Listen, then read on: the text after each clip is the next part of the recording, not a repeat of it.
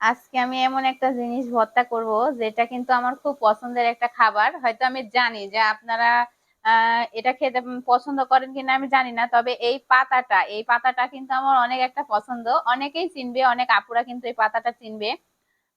কেউ হট কচুর পাতা বলে, কেউ বলে বোম্বাইয়ের পাতা। তো যাই হোক, আমি বোম্বাইয়ের পাতা, আমার এদিকে বোম্বাইয়ের পাতা বলে, আমি সেভাবে চিনি। তো এই পাতাটা প্রথমে সিদ্ধ করে নিতে হয়।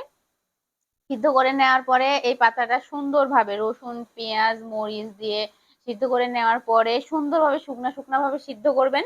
সিদ্ধ করার পরে এই পাতাটা আপনি পাটায় বেটে নেবেন। নেওয়ার পরে এই পাতাটা আপনি আপনি ভর্তা করলে খুবই আমার ভালো লাগে। আর এই যে আছে তো সরিষার তেল, একটু সরিষার তেল দিয়ে দেবো হালকা।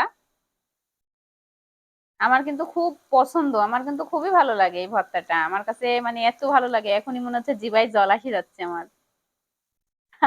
অনেক ভালো লাগবে আসলে এই ভর্তাটা। আপনারা আসলে বাসায় ট্রাই করে দেখতে পারেন। আসলে এই পাতাটা পাওয়া যায় না, গ্রামে পাওয়া যায়। তো যাই হোক, এই পাতাটা আমি আজকে অনেক কষ্ট করে এটা আমি একজন কাছ থেকে এটা চেয়েছিলাম। তো এটা কিনতে পাওয়া যায় না, এটা বাসায়, গ্রামের বাসায় লাগালে মানে হয়। এটা আমার খুব পছন্দ। টেস্ট করে দেখি, বিসমিল্লাহ। ওয়াও, অনেক সুন্দর হয়েছে। এক থালা ভাত খেয়ে ফেলবো আমি আজকে। গরম গরম